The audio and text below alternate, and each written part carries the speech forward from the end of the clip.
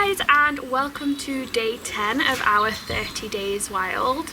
Now today is kind of an odd one because you wouldn't actually think this species is struggling, but I'm going to tell you why it's struggling. So today we are going to talk about a bird. It's not a bird of prey like barn owls or the kestrels or anything like that. It's a bird that all of you see in your garden very often. But before we do that, there is up to 620 different species of birds within the UK. So that includes our birds of prey, that includes our waterfowl, anything that has wings is classed as a bird. So there's 620 species, but we are going to be looking at songbirds, garden birds. So you've got blue tits, you've got kingfishers, you've got long-tailed tits, and loads of other different species. You've got the starlings, but the one we are going to discuss most about today is the house sparrow. So the house sparrow is that brown and white one that you see in your garden quite a lot. The females are all brown, the males have white faces with little black speck underneath their chin just here, and they're very common. I have seen them throughout my entire life and I had no idea how much trouble they were actually in. So since the 1970s, this species has declined by 60%, not just in the UK, but across the globe. You can find house sparrows everywhere. There's also a couple of different species of sparrows called tree sparrows. But these guys really need our help. You normally see them in colonies flying around. And they all dive down to your garden together, or they'll all fly to your bird feeders together, and they will get as much food as they can physically carry and take it to their nests. So these guys, their diet consists of seed, food scraps, invertebrates, and believe it or not, flowers. They will even take flowers back and feed them to their children. The little bits inside, really tasty for them. They are residents in the UK. You will see them all year round. Unfortunately, I can't spot any around today, but I can hear a few things singing in the garden. But you'd see them all the time. You guys probably don't even look at them twice now because they do seem to be that common. I saw one the other day in my garden on my bird feeder. Unfortunately, it had no feathers on its head, and this is one of the issues it's facing. You'll find them in lots of different habitats. They will go anywhere they can find food. So you'll find them on farmland, grassland. After it's rained, it's really good to see them out and about because all the wiggly worms come up from the ground to get some of that moisture, so you'll see them looking around for food there. And you'll see them in your gardens as well because they love scrap food. So you guys could chuck a little bit of old fruit and veg out onto your shed or onto your grass if you've got no pets, and they will come down and eat them as well. So there's lots of food that you guys can feed these to help them. They started declining mainly because the world started evolving. So in the 1970s we started building more houses, ruining more fields, getting rid of hedgerows and stuff like that. So we destroyed their natural habitat. So this is the main reason these guys have declined. Believe it or not, if you remember me talking about the kestrels, we said that the kestrels were amber listed on the RSPB bird database. These guys are red listed. Okay, so this is really bad. It means they severely need our help. Red is bad. It just means that they're not breeding properly, their young aren't surviving the first year, and there's lots of ways that we can actually help them. So the best way to do this is just in the corner of this video, as far as I'm aware, you can see a bird box in a tree. So putting up bird boxes are a way to help them with their nests. House sparrows don't build nests like all the other birds do. They will choose crevices inside your house, little holes inside trees. So putting up little nest boxes are the first way to start helping them. The second way is putting food out for them. So believe it or not, food is scarce, especially during the hot weather. None of them tasty invertebrates want to come up out of the ground because it's too hot for them. So putting out leftover food and stuff, they will gladly take to their young. Another way you guys can help is to stop using pesticides on the ground, because the bugs eat these pesticides and then the birds eat the bugs, and it's a chain reaction. So it's just as bad as using rat poison for the barn owl food and stuff like that. So you want to make sure that you're not using pesticide. Get natural ways to get rid of things in your garden. So encourage native wildlife into your garden. A robin has just flown past me. That's another British native bird that we see quite often. Attract as many insects to your garden as physically possible, so plant glorious flowers, get a compost pile, you know, try and encourage bugs to your garden. Not a lot of people like bugs, but they do attract a lot more stuff for you. Okay, so we want to be able to do that. If you've got a dog that molts fur or a cat that molts fur and you're brushing them and they're giving off a lot of it and it's driving you crazy and it's all over your house like it is with mine at the moment, collect all that fur up and put it in a bird feeder and hang it on your bird feeder. This is great nesting material for them. It pads out their nest to help incubate their eggs and keep them warm. And to be fair, you were just going to throw it in the bin, so why not give it to something that might actually need it? So unfortunately, house sparrows do not have a very long lifespan. The average of their life is 3 years.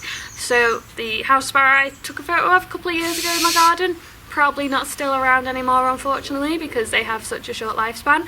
But because of this short lifespan, it means that they have children a lot quicker, they breed a lot quicker. So a female lays eggs between April and August, and she lays 1 egg a day, and she can lay up to 5 or 6 eggs. It then only takes 2 weeks for her to incubate them, so she'll only sit on them for about 2 weeks. With most other birds it's a couple of months, and then they only need to be in their nest being fed by their parents for about 3 weeks. After them 3 weeks they learn how to fly, and then they fledge the nest and off they go into the big wild world.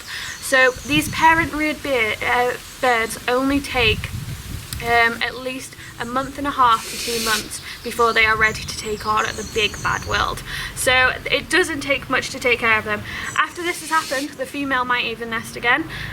Sometimes clutches fail due to weather and climate conditions, so she'll abandon that, push them out of her nest and start fresh again. So they can lay several eggs throughout the year. It will all happen between April and August, because in the winter there is not enough food supply for them, so they're going to struggle to take care of their young. These guys have too many threats for me to count. I can list off a few of them, but there's so many that it's really scary for them. So loss of nesting sites is a big one, since we've grown and built houses and knocked down trees and stuff like that. So providing nesting is really, really important for them.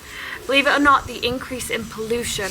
Okay, these guys are used to a world where cars didn't exist. They are evolving and adapting really well, but unfortunately not quick enough to keep thriving and surviving. So and also rubbish is a really big thing. They'll pick it up and take it to their nest thinking that it's either some kind of food or it's great nesting material, but it doesn't help them out at all. Chicks can choke on it and stuff like that. Increased levels of predation. This is mainly domestic cats. As you all know, if you've got a cat, they love to go out and they love to chase things and they love to catch them and bring them back to you. I'm sure you've all had it once before. Unfortunately, the fledglings struggle against cats. They're not quick enough to escape, and with cats being able to climb up trees as well, they don't really have much places to escape to.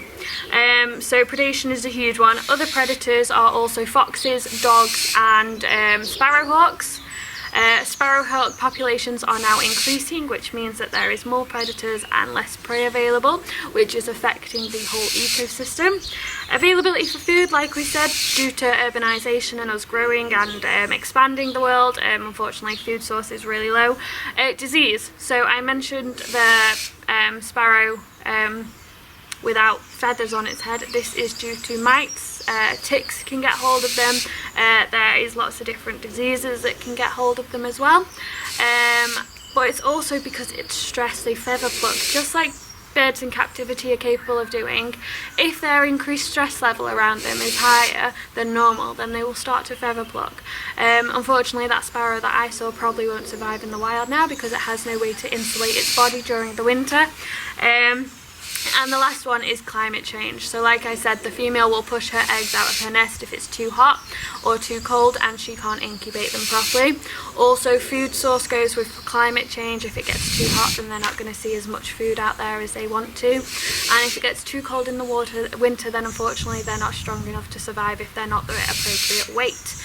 So unfortunately the house sparrow, believe it or not, is in more decline than what we need. Like I said, there's loads of ways to record this, including doing the big bird watch. So I don't know whether you guys have done the big garden bird watch before, but it's run with the RSPB and the BTO, and basically you sit in your garden and you record what you see. They have identification guides available to you so that you can record it. Even if you hear them, you can figure out what bird you are hearing. In the background right now, I'm pretty sure I can hear a blackbird.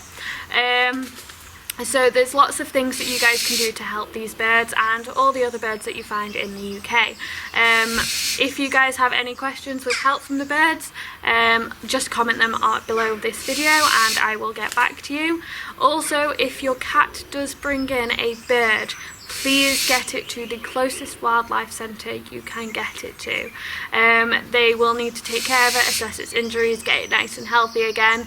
Also, make a point of whereabouts you found it. So your cat might not have brought it into the house, she might have just attacked it in the garden and you saw it going. But it just helps them relocate them and find their parents again, so that if they do need to be parent reared that little bit longer, then it does help. If you find a bird on the ground and it does not look hurt or injured, please do not pick it up. Monitor it, okay? You get so many people going out and thinking that a bird has fell from a tree. It probably has. It's probably trying to learn how to fly, but unfortunately people pick them up, take them to wildlife centres, and there's actually nothing wrong with the bird other than it's a little bit shaken from not being able to flap its wings properly. So if you ever find a garden bird in your garden that looks like it might need a little bit of help, monitor it first, put some water down so it's hydrated, and put some food near it as well. Keep any predators, so if you have any cats and dogs or anything in your house, keep them away from it. Monitor it for a day or two. If it doesn't get any better, then contact your rescue centre and then see if they are willing to take it in. They get overthrown with the amount of birds that come in that actually don't need their help. I know you're trying to do a nice thing, but in the long run it does turn out to be more dangerous for the bird. So monitor it and see how it goes. So guys, thank you very, very much for listening. I hope you've learned some stuff about our house sparrows in the UK. If you see any in your garden over the next few days or over the weekend, let me know. Post your pictures on our Facebook page. We'd love to see them. I can also help you identify if it's male or female. Or if you see any other garden birds in your garden and you're not sure what they are, comment them below as well. I would love to identify them for you. I don't mind, honestly. It's kind of my hobby. But yeah, I hope you've enjoyed today's video. Thank you very much for listening, and tune in tomorrow and we're going to talk about bumblebees. Thank you very much and bye!